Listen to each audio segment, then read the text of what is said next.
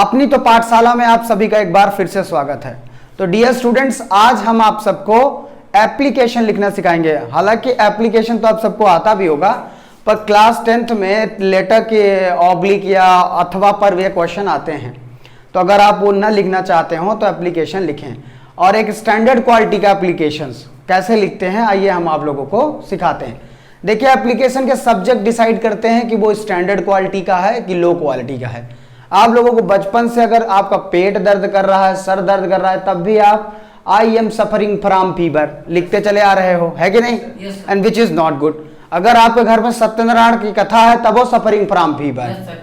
If you are going to listen that an Satyanarayan story या कहानी, you have to tell the exact things. जैसे इलाहाबाद जा रहे हो तो बताओ कि I am going to Allahabad. I beg to state that I am going to Allahabad. That's why I am not able to come to the schools. So, do you understand what I am saying it? कि आप लोग exact value बोलो तो learn कर लेते हैं लड़के। ये बहुत अच्छी चीज नहीं है भाई। रटोगे कोई और विषय दे देगा तो फंस ना जाओगे। वो दूसरी चीज, जैसे तुमसे पूछे, पहले तुमसे पूछ ले which is where you come from, और तुमको पूछना है कि नाम पहले पूछेंगे, एक्सपेक्ट करते हो तो तुम तो अपना नाम बताओगे, वेयर यू कम फ्रॉम, मेरा नाम अमन है कि नहीं? तो एक्सपेक्टेशन पर मत जाइए, याद मत करिए कोई चीजों को, और स्टैंडर्ड तरीके से लिखिए। तो आइए चलिए सीखते हैं एप्लीकेशन कैसे लिखते हैं। अब मान लीजिए मैं आप लोगों को बताऊं, ये कॉमन सा एप्लीकेशन जो अक्सर एग्जामिनेशन में आता है। मान लीजिए वो एप्लीकेशन होता है जैसे कैरेक्टर सर्टिफिकेट का। मान लीजिए आप 10th क्लास पास कर लिया अपने स्कूल का, ठीक है। वैसे तो बहुत सारी फीस कंसेशन के लिए एप्लीकेशन लिखा जा सकता है, आपको छुट्टी के लिए एप्लीकेशन लिखा जा सकता है, आपको बीमारी हो गई कोई कठिन सी तो एप्लीकेशन लिखा जा सकता है, ट्रांसफर सर्टिफिकेट के लिए एप्लीकेशन लिखा जा सकता है। तो मैं आज आपको बता रहा हूं कैरेक्टर सर्टिफिकेट के लिए कैसे लिखा जाएगा, ठीक है बच्चों। और कैरेक्टर सर्टिफिकेट की कुछ कॉमन लाइन होगी जो आपको हर जगह वही इस्तेमाल करनी है। बात समझ में आ रहा है?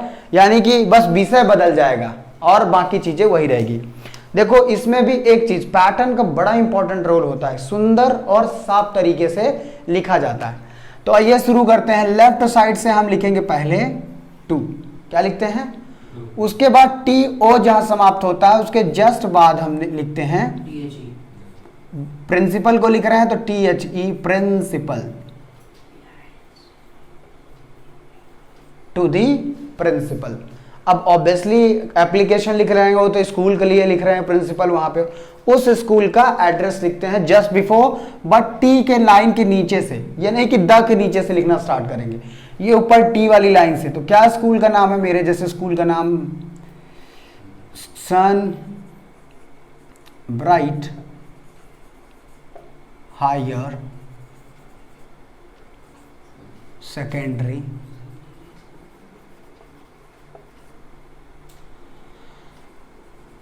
स्कूल बघेड़ी चारघाट।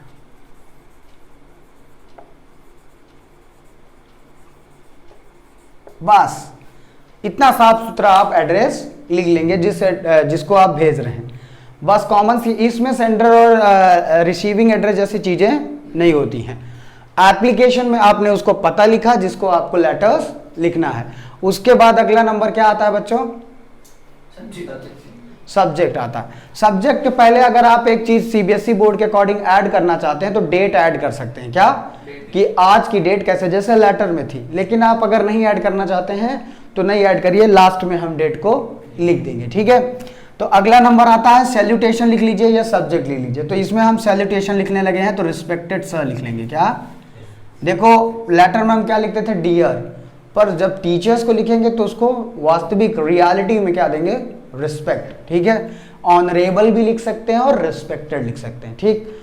ऑनरेबल की अंग्रेजी भूल जाए तो होता बचपन से, तो रिस्पेक्टेड, रिस्पेक्टेड सर, ठीक है। अब सैल्यूटेशन हो गया, एक लाइन ड्रॉप करेंगे, ये वाली एक लाइन ड्रॉप करके आप ये सैल्यूटेशन लिखेंगे। और सैल्यूटेशन के बाद आता है फिर एक लाइन ड्रॉप करेंगे और बीचों बीच आप लिखेंगे अपना सब्जेक्ट। सब्जेक्ट आपका वही 3 से 4 वर्ड में होना चाहिए। तो क्या होना चाहिए बच्चों? Application for character certificate.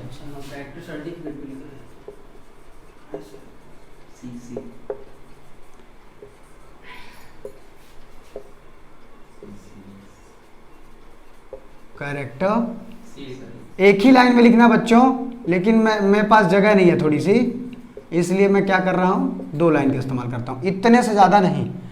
Application for character certificate, चरित्र प्रमाण पत्र जिसको बोलते हैं, क्या बोलते हैं, चरित्र प्रमाण पत्र। अब यहाँ हो गया। अब बस सीधी सी बात है, इसी लाइन के नीचे से आप अपना कंटेंट लिखना विथ ड्यू रिस्पेक्ट, वही जैसे बताया था लेटर्स में, with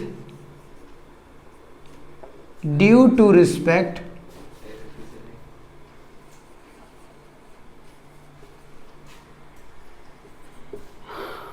I beg to state that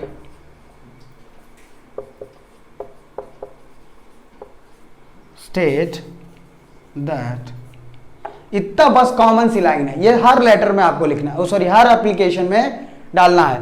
with due to respect I beg to state that, पूरे सम्मान के साथ मैं अपनी बात को आपके सामने प्रस्तुत करना चाहता हूं, इसका मतलब होता है। ठीक है, अब जब ये इतनी बात लिख देंगे, ये तो कॉमन सी बात है। अब यहाँ पे जुड़ा हुआ दिख रहा होगा, ये एक लाइन का डिफरेंसेस है। ठीक है बच्चों, सब्जेक्ट में, यस सर। अब आप 10वीं में एक बात कर रहा हो, कहाँ फिर लिखेंगे अब तुम क्या हो, उस स्कूल से तुम्हारा रिलेशनशिप क्या है। ठीक है, आप स्टूडेंट हो तो लिखो आई एम स्टूडेंट ऑफ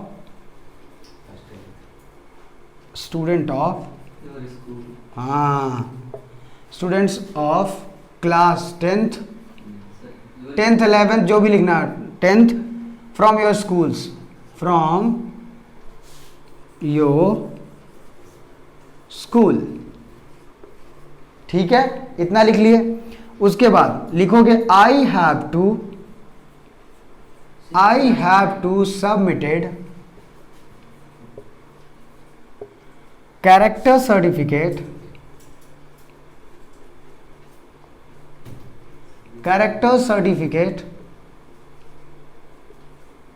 इन कोई और कॉलेज में अगर आप जाना चाहते हैं, या पॉलिटेक्निक कॉलेज में जाना चाहते हैं, या फिर अदर स्कूल में जाना चाहते हैं, तो आपको पूछता है कि डॉक्यूमेंट्स लेने के साथ साथ आपसे पूछता है कि आपका कैरेक्टर कैसा है। वो स्कूल डिसाइड करता है कि वेल मैनेज लड़का था कि वेल मैनेज नहीं था। अगर स्कूल लिख के दे दिया कि बच्चे का कैरेक्टर बिल्कुल अच्छा नहीं है, तो आपका एडमिशन, कोई विद्यालय क्यों लेगी ऐसा एडमिशन जिसमें बच्चा अच्छा व्यवहार नहीं करता। ओके, हालांकि कोई भी स्कूल नहीं लिखना चाहती, सभी विद्यालयों में चाहता है अ गुड स्टूडेंट्स। कौन चाहता है बैड स्टूडेंट्स को स्कूल में आए और लड़कों को खराब करे, तो वही इसीलिए ये इशू करवाया जाता है। तो कह रहा है आई हैव टू सबमिटेड, मुझे करना होगा। क्या आई हैव टू का इस्तेमाल कब किया जाता है, जब कोई काम करना होता है। जैसे तुम्हें खेलना पड़ेगा तो लिखें, क्या बोलेंगे, यू हैव टू प्ले। बात समझ में आ रहा है। तो वैसे ही आई हैव टू सबमिटेड, मुझे जमा करना पड़ेगा। क्या जमा करना पड़ेगा, कैरेक्टर सर्टिफिकेट इन पॉलिटेक्निक कॉलेज लिख सकते हैं आप। क्या, पॉलिटेक्निक कॉलेज या कॉलेज या स्कूल, मान लो 10वीं के बाद जाते हैं ना कॉलेज। बस इतना लिखने के बाद अब आपको इरेज करना पड़ेगा ना, इसलिए मैं बस बोल रहा हूं। अब इसके बाद एक लाइन नीचे से लिखेंगे, please issues my character certificate, I will be grateful for you. Okay, तो इतना लिखेंगे और उसके बाद थैंक यू, फिर आप डेट डालेंगे और डेट डालने के बाद एप्लीकेशन में हमेशा योर ओबेडेंटली डाला जाता है। क्या डाला जाता है बेटा, योर ओबेडेंटली, आपका स्टूडेंट जो भी है और अपना क्लास डालना है। तो बच्चों इसको लिख लो। अब इसके आगे बताएंगे, स्क्रीनशॉट ले लो, इसके आगे से लिखेंगे। ठीक है, इसके आगे से। तो डियर स्टूडेंट्स यहां तक हो गया, तो इसके आगे की लाइन सेकेंड स्टैंजा से लिखेंगे कि please issue my character certificate.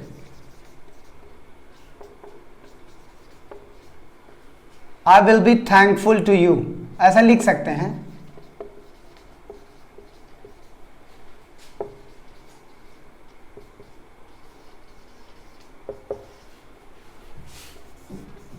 You sir, इतना लिखने के बाद आप नीचे लाइन पर यहां पे इसी साइड लेफ्ट साइड में ही डेट लिखेंगे। जैसे आज की डेट कितनी है, मतलब 20, तो 20 सितंबर 2021 इस तरह में डेट लिख देंगे। और उसके बाद लिखेंगे, देखो दो प्रकार से होता है बच्चों। अगर आप ओबिडेंटली योर्स लिखेंगे, योर्स, देखो अभी पहले लिखते थे योर ओबिडेंटली, क्या लिखते थे? योर ओबेडिएंटली, ठीक है।